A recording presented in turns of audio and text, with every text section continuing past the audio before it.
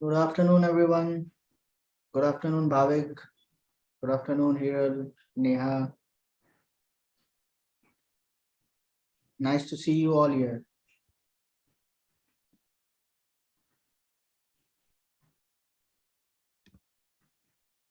All right, so we all begin with our today's webinar. A very warm welcome to all our participants present here today. The adult human skeletal system is made up of 206 bones. Bones protect the internal organs, allow people to stand upright, and attach to muscles, which allow movements. Bones also serve many other important biological functions, such as protecting your internal organs from harm and storing essential nutrients. It is an integral part of our body, and its health is equally important as the heart. HRA welcomes you all to the 2023 Dialogue Masterclass series on the topic Bone Health and Awareness on Bone and Soft Tissue Tumor. To know more about HRA and its events, I would request all our participants to visit the link and details posted in the chat window. Request all the participants to kindly follow the webinar guidelines mentioned in the chat window. It would be great to have all the participants' feedback. We will be running a poll before the Q&A session. Request all the participants to kindly give your feedback on the session. I now take the privilege to introduce our esteemed panel for today. Dr. Pratik Hegde, HCG ICS, Khoob Chandani Cancer Center, Asian Cancer Institute, MPCT Hospitals, SBC Hospitals, Apex Hospitals. Dr. Pratik is currently practicing as an orthopedic oncosurgeon and attached to multiple hospitals in and around Mumbai and Navi Mumbai. Dr. Pratik has done his graduation from MIMER Medical College, Talegaon, and post-graduation from JJM Medical College, Davangere, Karnataka. He worked in Seth GS Medical College and KEM Hospital, Mumbai, and gained invaluable experience in different subspecialties of orthopedics. He then worked on to work in the prestigious Tata Memorial Hospital, which is one of the largest institute in Asia for cancer care in the field of orthopedic oncology. It was 2 years of rigorous training, and during this time, he got exposure to the complete range of cases in orthopedic oncology. You can follow him on LinkedIn. The link for the same has been shared in the chat window. Without wasting much time, I now hand over the platform to Dr. Pratik. Over to you. Thank you, Faisal. Thank you for those kind words. Am I audible? Yes, perfectly. Yes, I'll start sharing my screen there. Okay, so is that now visible to all? Yes, okay. So first of all, good afternoon to all, and thank you for taking time out on this day. And thank you to you, HRAI, for giving this platform and helping me spread awareness on this topic, which is kind of in the mind of people, how to go about it, but don't know whom to approach. So I'm using this as an opportunity to just give you an intro, just give you some basic background on this, and not try and be much of a preacher, but more of, just to open the window into this so that you can enlighten yourself and then go about having a good bone health and an awareness on this topic. So as Faisal mentioned, we are having this small presentation on bone health and awareness on bone and soft tissue tumors. So before we go ahead, I thought I'll introduce myself. But Faisal has done that for me. So I think I'll just move ahead. And my next slide is visible? No, currently I can see only the first slide. Okay. So as Faisal mentioned, I did my graduation, my MBBS from MIMER Medical College, which is in Pune. So after that, I did my post-graduation, master's in surgery in orthopedics, which is my basic expertise from a college in Davangere, Karnataka. After that, I came back to Bombay, worked in KEM Hospital. Many of you must be aware, it's in a premier hospital in Mumbai. And then after that, I chose the specialty of working in orthopedic oncology, which in an hospital, Tata Memorial Hospital, which is right across KM.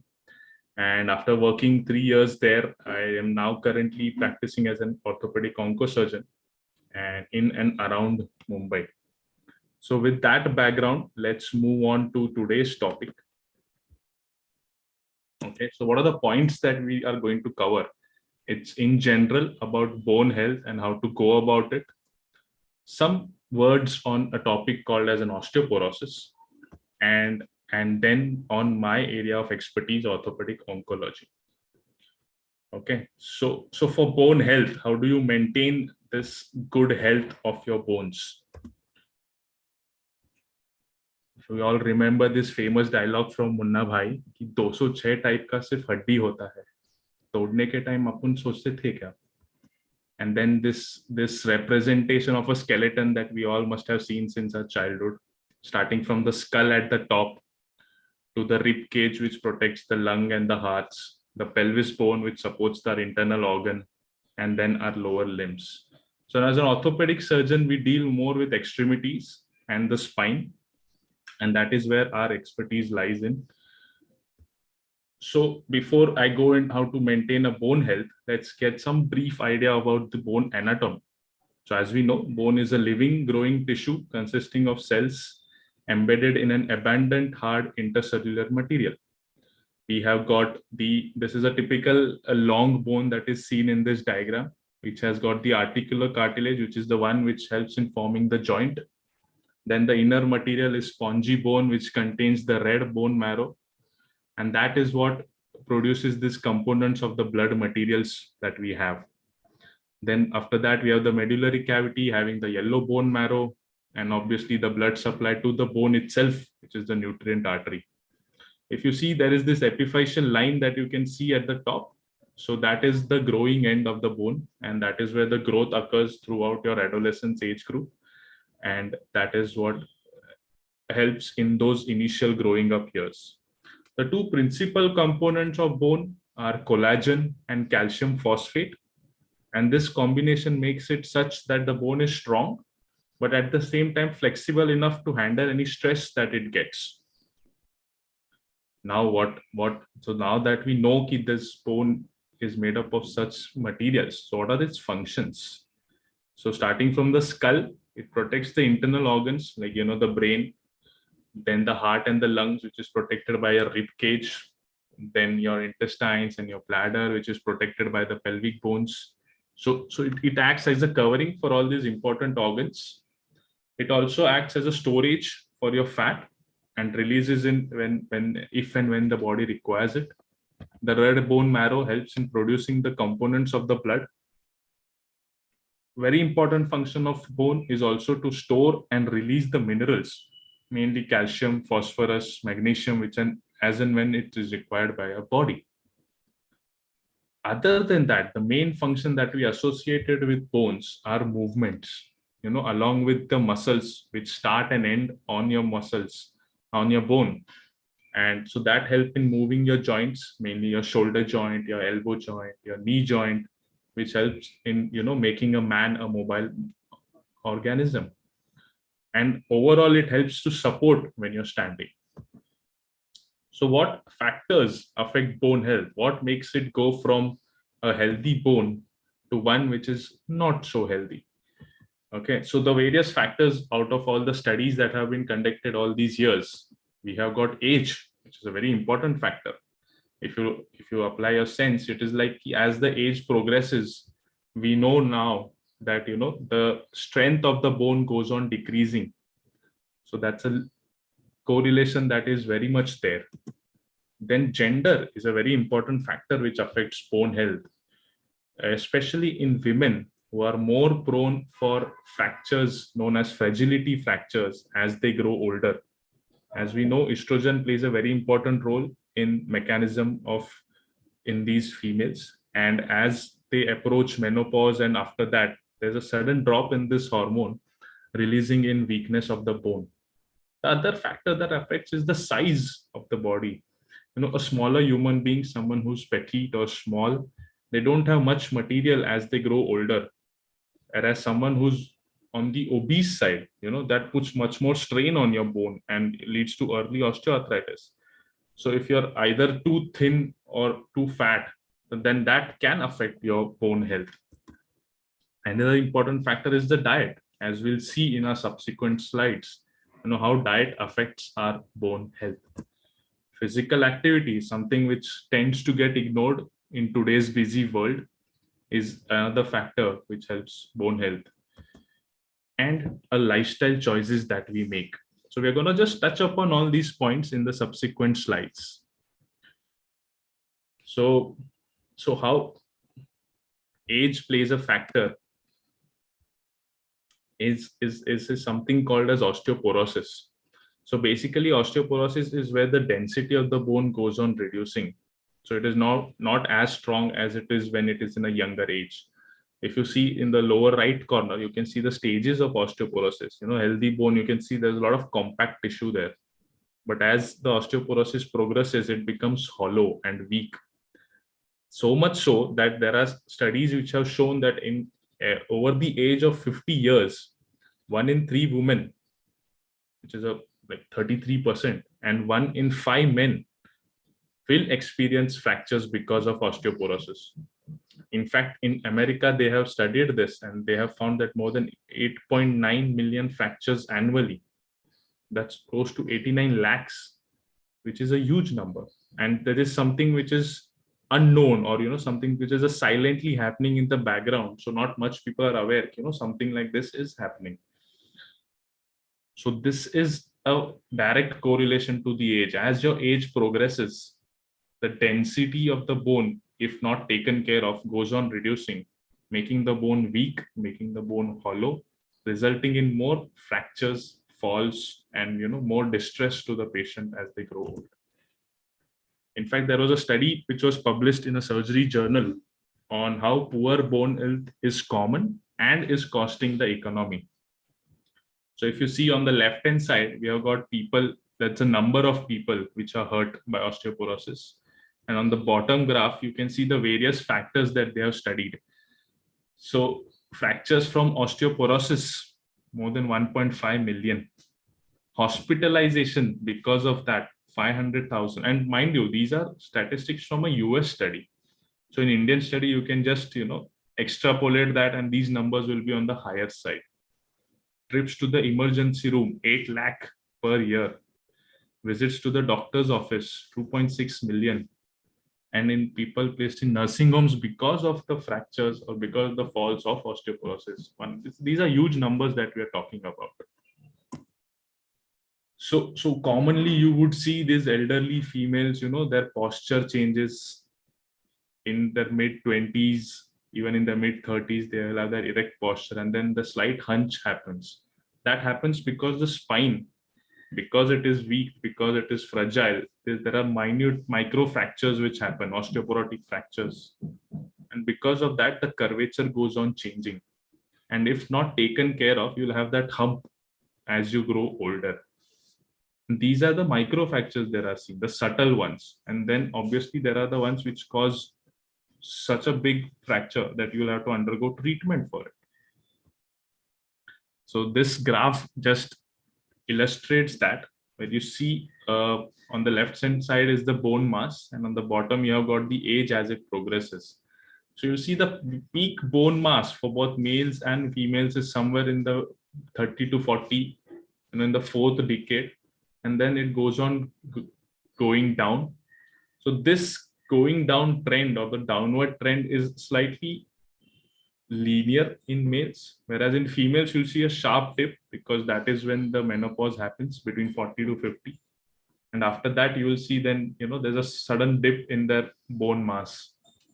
This is much more illustrated with the specific graph which is meant for females, where you will see that peak bone mass is in the 30 to 40 years.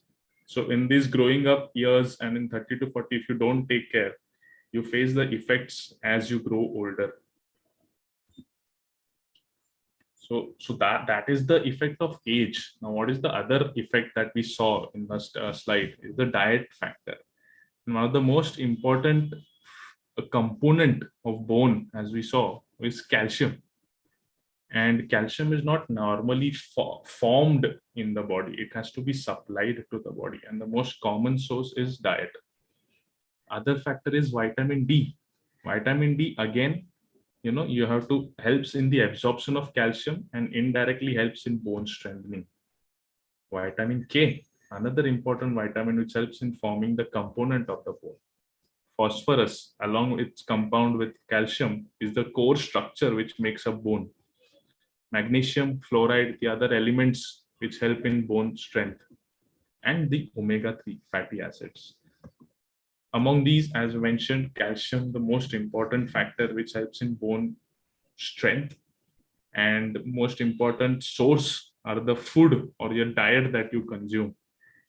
Milk, cheese, dairy products, all rich sources of calcium. There are some who are lactose intolerant.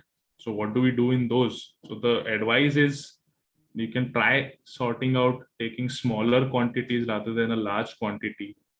But if it is absolutely not workable, then try other sources like green leafy vegetables, soy products, dry fruits like figs and almonds, chia seeds, sweet potatoes. Another very Indian source of calcium is ragi or natsni as they call, and very rich source, something that you can incorporate in your diet so that you have natural sources of calcium in your diet.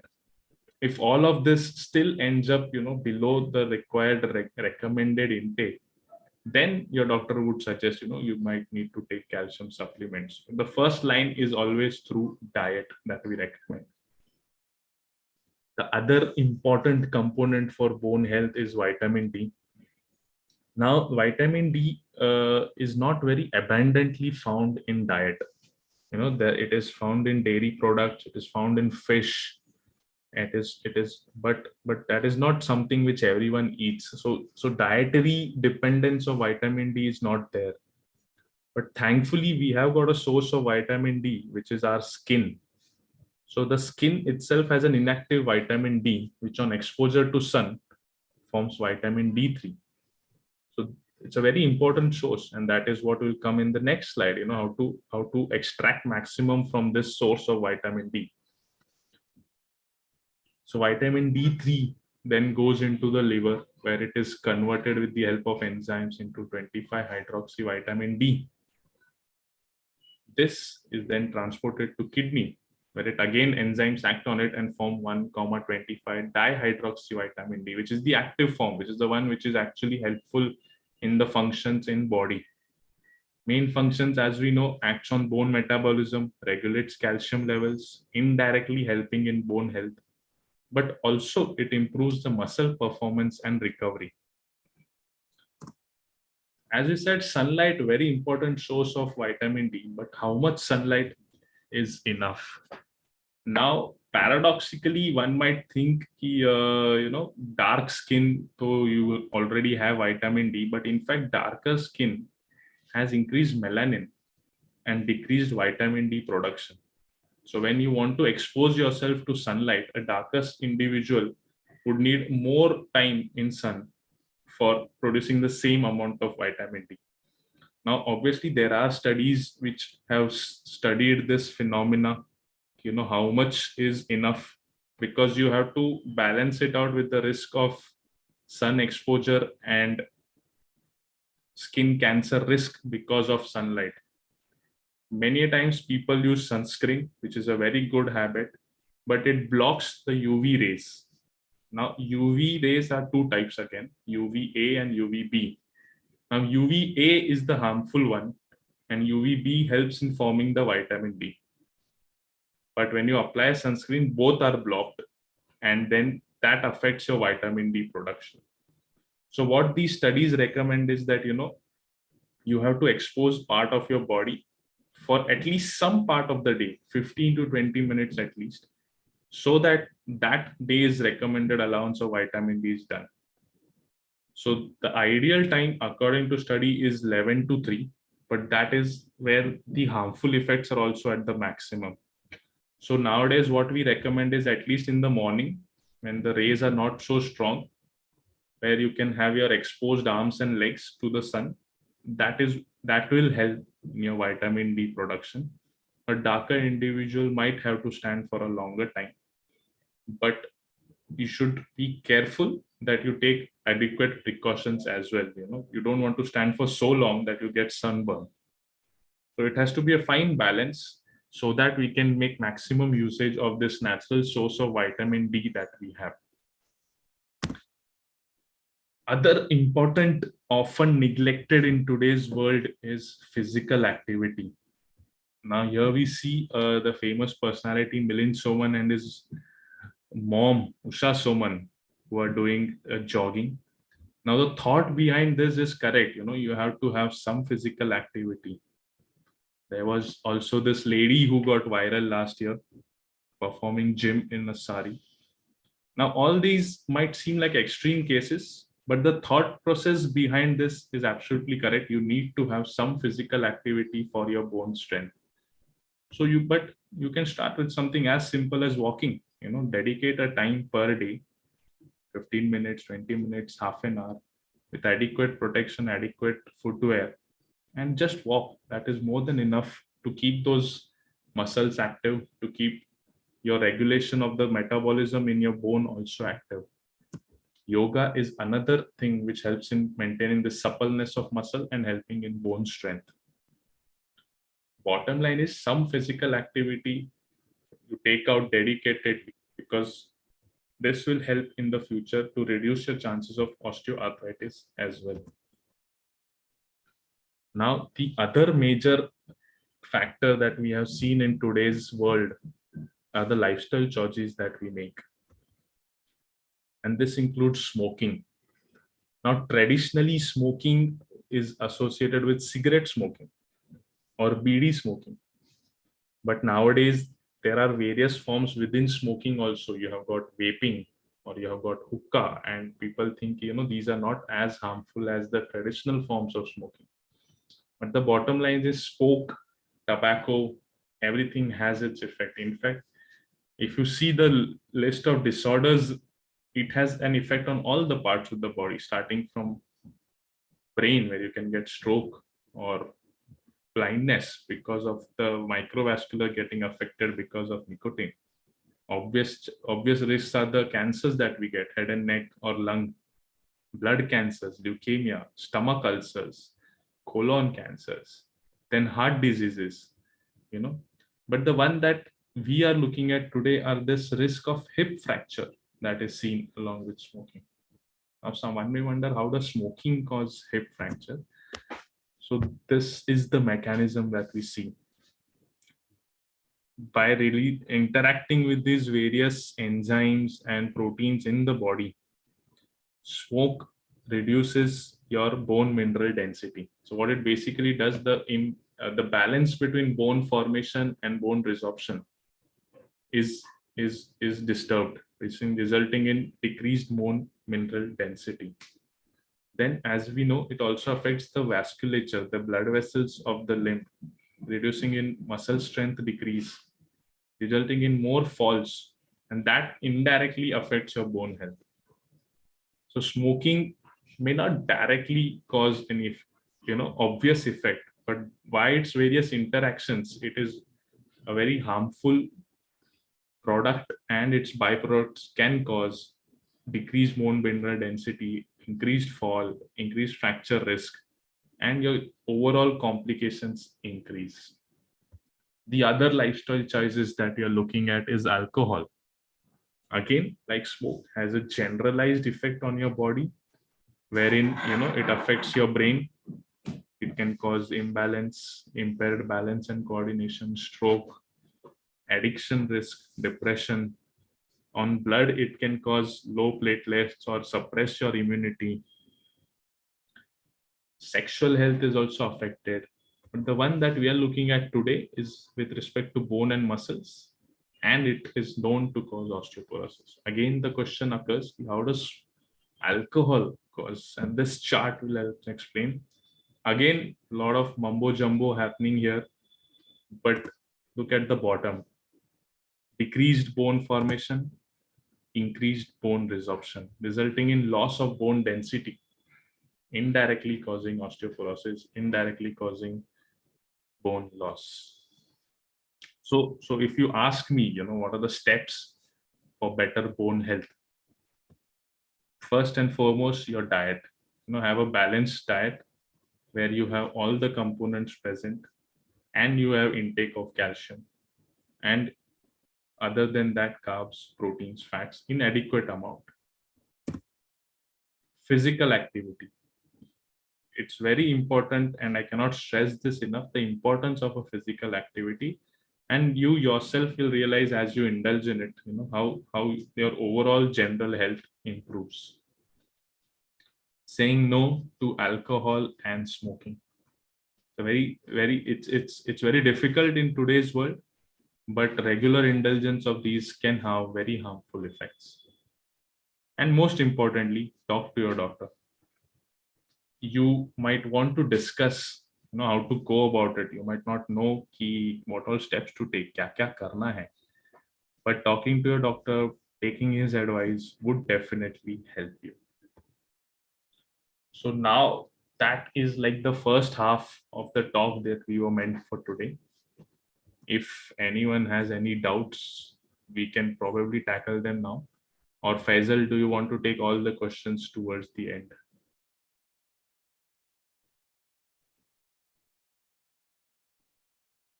I think we'll take it towards the end.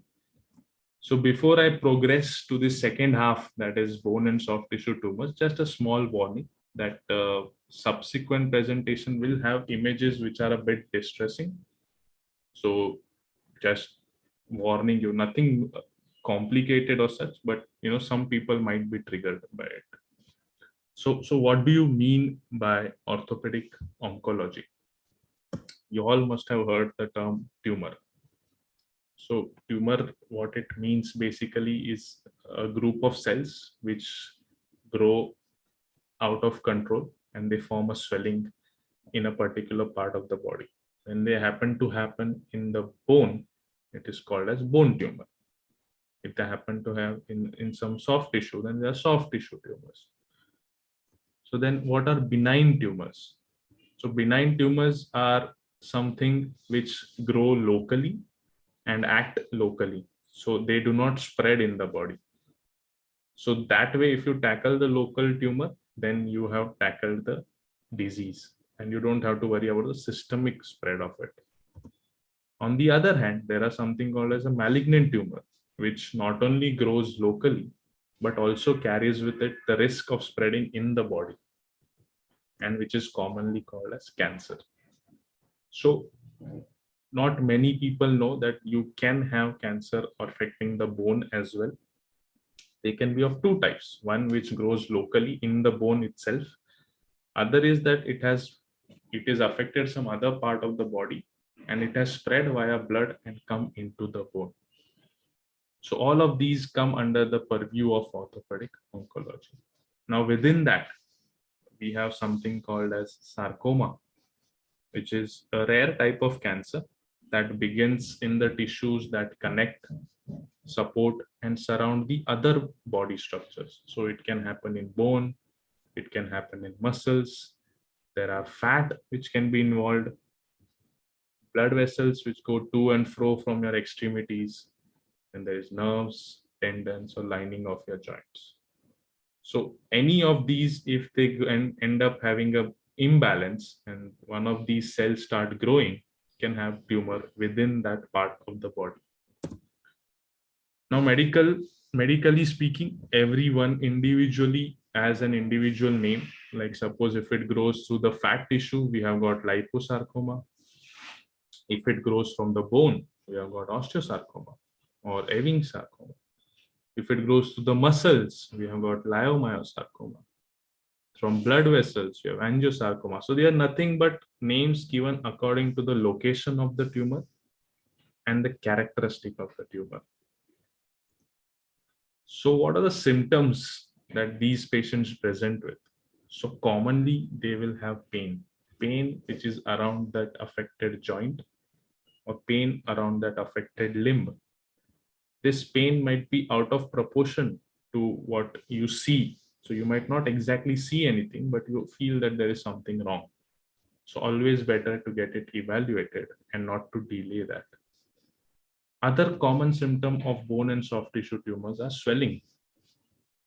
This could be a swelling which has progressively gone and increased in size. And then you realize, okay, now there is something to be done about it. Another example of a swelling around the knee, where the patient, if you see, went to an osteopath, got it treated with a massage and bandaging without finding out what the cause is. And there are some who ignore it and let it grow to such a size, then that it becomes difficult to manage. Mind you, even at this stage, it is something which is treatable, but we don't want it to reach this stage. So any swelling that you notice in your body, it's always better to get it evaluated, get an opinion done. Other common symptom that we associated with bone and soft tissue tumors are pathological fractures. Now, what do you mean by pathological fractures? So commonly fractures can occur if you have a fall or if there's a road traffic accident, there's a direct impact. So those are healthy bones which have broken and then have fractured. Pathological fracture means that the bone is already affected by disease, and even the slightest of trauma can cause a fracture. Getting up from the bed itself can cause a fracture. Going, going to the washroom, just slipping one step, and you can have a fracture. So various examples of people who had a weak bone, which resulted in them causing a fracture. This is the pelvic bone, where you can see the entire bony architecture is distorted because of the disease. The other rare symptoms that patient can present with is neurological signs. As I mentioned, there are diseases where the origin of the tumor is in some part else, and it has now spread and come to the bone. And if it has spread to the spine, your spinal cord, and if it is pressing on your spinal column, then they present with this tingling sensation in your arms, tingling sensation in your legs, causing you to have these neurological signs. Back pain radiating down both lower limbs, and if ignored, there is always the risk of paralysis for something which could have been managed at an earlier stage. So how does your doctor tackle it? So he gets some imaging done. So nowadays you have options of X-ray, option of an MRI, and option of a CT scan. These are all imaging modalities to know a better way as to what is to be done to that area and is there any abnormality that is seen. After the imaging, he may do something which what is called as a biopsy. So what exactly do you mean by biopsy? Is basically a needle is used to insert into the affected part and to take out a tissue sample. And this sample is sent for analysis. So a separate team, the pathologist, then analyzes this tissue and then tells us, is it normal? Is it a benign tumor? Is it a malignant tumor? What is it that we are dealing with in this particular case? Once we have the biopsy, if it is malignant, then we have to know where is the spread. So for that, we have something called as a PET scan. So PET scan is nothing but a whole body scan to know the disease extent, and that will tell us whether the disease is localized only to the affected part or has it spread to the body as well. Once we have all this information with us, then we look at treatment. Obviously, surgery is the primemost treatment, where we try and remove out the tumor so that we can save that limb. Along with surgery, we may also consider chemotherapy, which is nothing but a mixture of high dose drugs which are specifically meant for killing cancer cells. These obviously have their own side effects, but are highly efficacious and are one of the leading management tools that we have against cancer.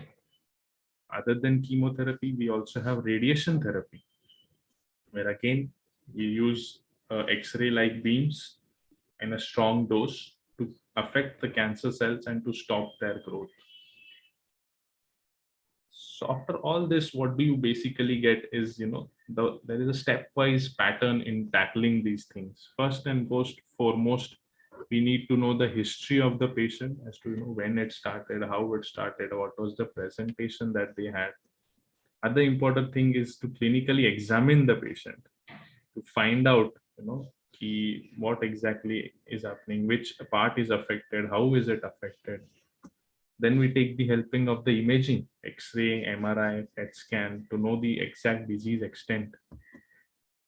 After that, there is the step of biopsy, very important, not to be missed, because the whole management depends on this step.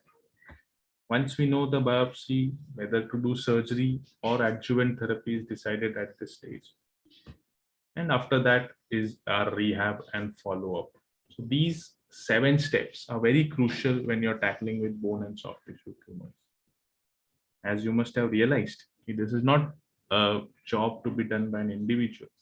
This is a teamwork, which includes your radiologist, your pathologist, your radiation oncologist, your medical oncologist, physiotherapist, along with your primary orthopedic oncosurgeon. You need a good team to tackle these tumors. So at the end, what is the take-home message that we have? Do not ignore any symptoms that you may feel that you have. It may feel trivial, but something is better to be evaluated and clarified rather than letting it linger on for many months or years. Show to the experts, get their opinion, see how it is to be managed. Follow proper treatment protocols. And do not lose hope. In this day and age, we have got management for majority of the disorders that we have got. So there is a cure available as long as you diagnose it early. So you can be a victim of cancer or a survivor of cancer. That's a mindset that you have, and that's a choice that you have. So before you guys say ki bas kar abhi, I think I'll end my presentation here.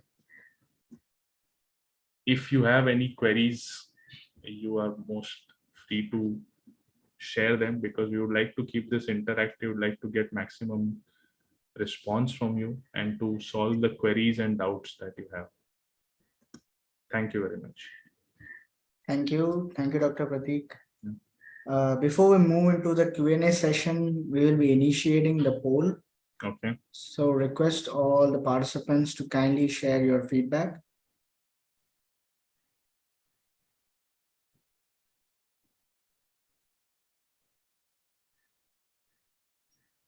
While doing so, request all the participants to kindly post their questions in the chat window. Once again, I thank all our participants for joining our session today. We have received a lot of inquiry about the e-certificate offered by HRAI. You can claim your certificate by sharing your details, name and session attended in an email to the email ID provided in the chat window. Please ensure you do this by end of this month. We will email the e-certificates to you based on the details received.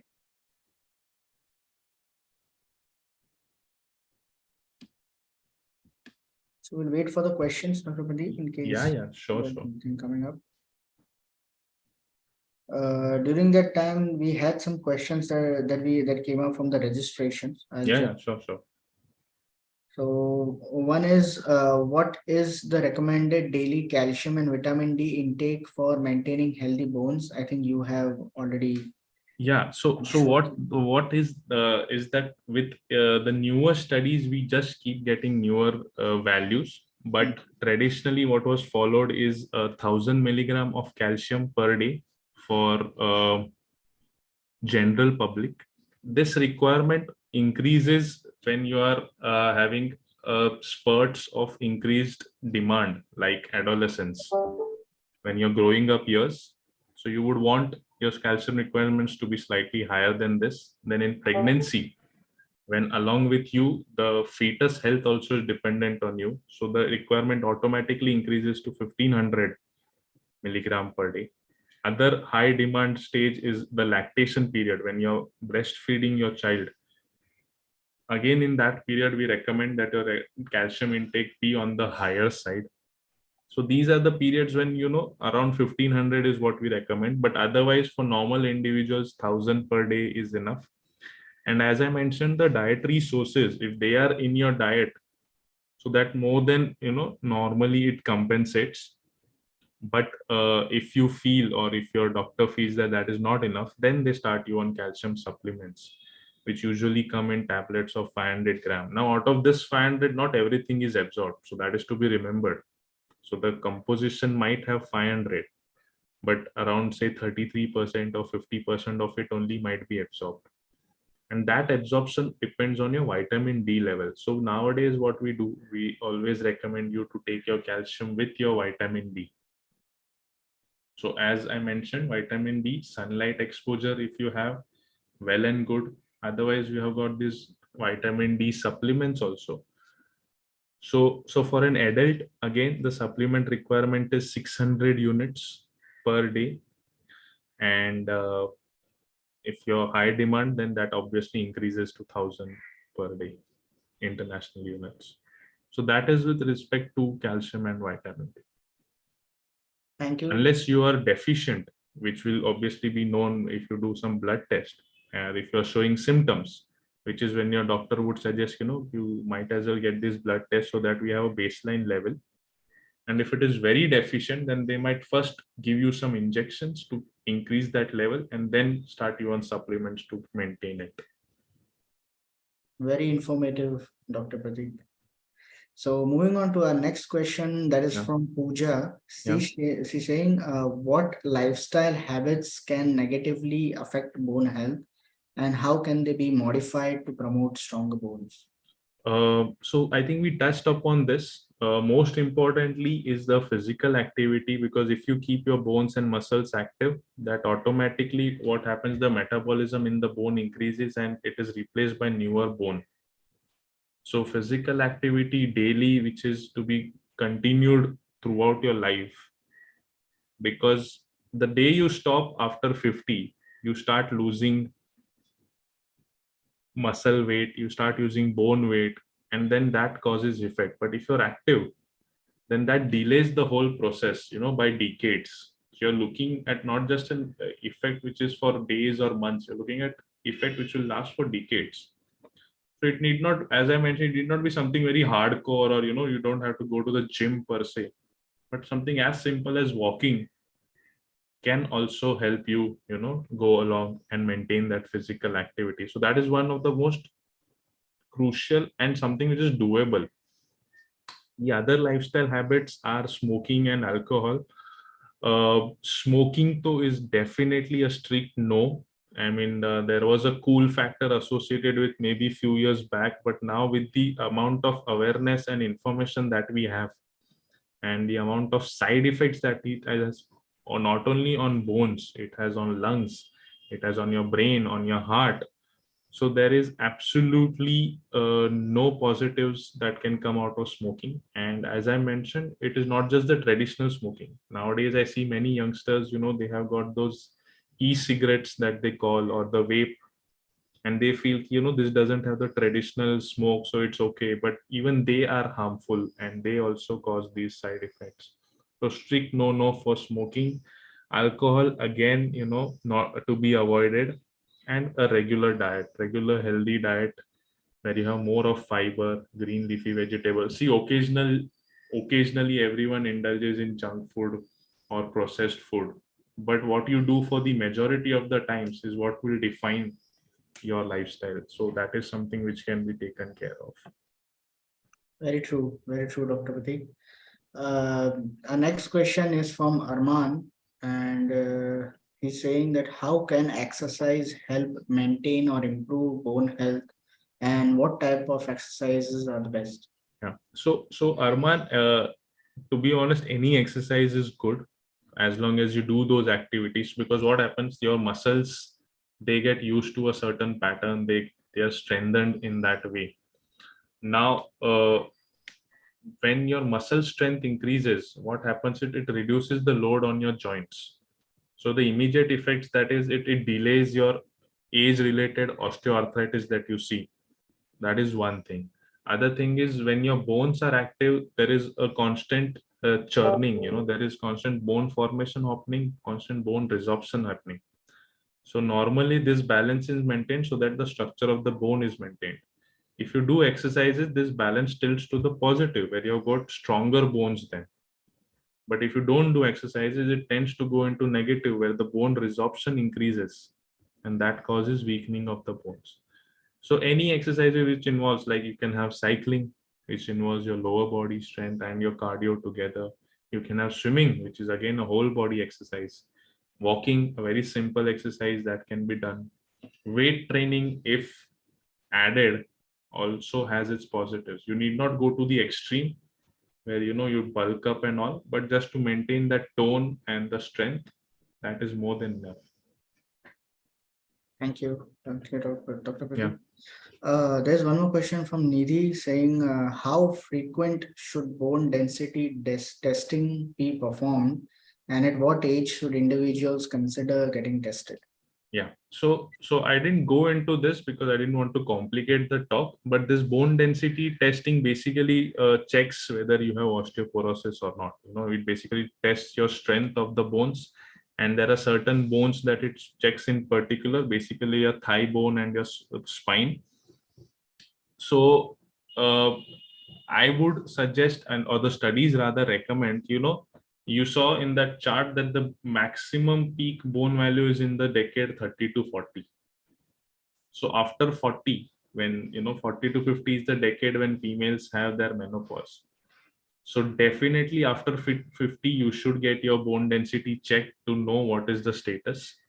Before that, what is the requirement is depending on how symptomatic you are. If you are having these niggles and the pain in your back, you're feeling weakness, so then definitely go ahead and get tested. But if everything is normal, after 40, after 50 is when you want to get tested. Basically, they will just tell you what is the bone strength that you have, and then whether you need supplements to increase your bone strength. How frequently, if you're diagnosed with osteoporosis, then you'll be started on a regimen to increase your bone strength. And so maybe after a year, we again have a look, how is it, how are you responding, or how is it that the medicines or the regime is acting. Thank you. So speaking about osteoporosis, there's one question from Tushar saying, what is osteoporosis and how is it diagnosed and treated? So osteoporosis is basically the bone density is reduced. So when you do these bone density testing, it falls to such a low level that there is a high chances of fractures happening. So over the studies, when they see what are the probability of fracture happening in a particular bone, they saw that if it falls below this density, there is a higher chance of it fracturing, and that level is then called as osteoporosis. So to diagnose, we have got mechanisms like imaging. X-ray will show us the bone density of your strength, but an objective test that is seen is the DEXA scan that is done. So basically, this measures your bone density at particular bone levels like spine, the femoral neck, and the foot, and that gives us an idea at these areas what is the bone strength that is seen, and that overall average they take, and then they say okay, your whole body, this is the average. There are certain areas where the bone is more weak, and this is how we tackle that. How it is treated is again with calcium supplements, vitamin D supplements, and if it is very severe, then there are injections to increase the bone strengthening, and that regime can go from anywhere from 1 to 3 years. So we don't want to reach that stage, so we have to take precautions from early on. Thank you. So Dr. Pratik, looking at the time constraints, we'll take one last question and then we can wrap it up. So the question is, what are the most common symptoms of bone and soft tissue tumors, and what are the risk factors for developing bone and soft tissue tumors? So the common symptoms are pain which is out of proportion to the condition of your extremity. Then there is a slowly increasing swelling that may happen. Many times people present with pain without a swelling first, but sometimes the swelling can happen. uh, without pain, and once that bony barrier is broken, then you start getting pain. The other symptom that is commonly seen is pathological fractures, where the patient presents with a fracture, and then on imaging we come to know, okay, yaar, यहाँ पे तो बीमारी है. So patient might not be knowing, patient might be going about his routine activity, but a minor injury, minor fall, minor trauma triggers a fracture, and on investigation of that fracture, you come to know that this bone is not normal. So pain, swelling, fractures are usually the signs and symptoms. What are the risk factors? So studies are still going on, but there's no defined risk factor for bone. It is mostly due to a genetic mutation that it can happen, but sometimes it is arbitrary, and people really don't know why certain individuals have certain types of bone cancers. That study is still going on, so there is no particular risk factor कि ये करने से ये बीमारी होता है. It is not, it doesn't have a direct correlation like say smoking with lung cancer.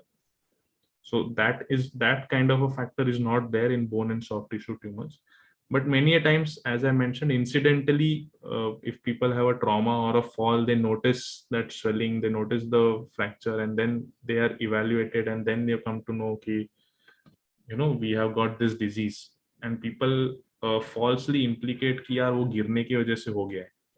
तो ऐसा नहीं है. There is no direct correlation to that, and it is mostly due to some changes which are happening, which is not known to us as of now. Thank you, Dr. Prateep. Hope our participants are getting the answers to the questions. And thank you, Dr. Prateek, for this insightful and highly informative session. It has been a pleasure being with you today. I am sure our participants had a lot to learn and take away from this session. Before we conclude with today's session, we would also want to thank our event partners, Geisha, NASCOM COE, LinkedIn Local, Talgro, TLE, and WICCI for supporting these HREI events. To know more about them, request you to kindly visit the links provided in the chat window. Thank you once again, dear speaker and our participants, for joining us today. Do join us for our next masterclass by Dr. Nupur Gupta, Director, Obstetrics and Gynecology, Fortis Healthcare, on the topic Gestational Diabetes and Pregnancy on 30th March 2023 at 3 p.m. That's it from our today's webinar. See you soon. Stay safe, take care, and bye for now. Thank you. Thank you, Dr. Prateek.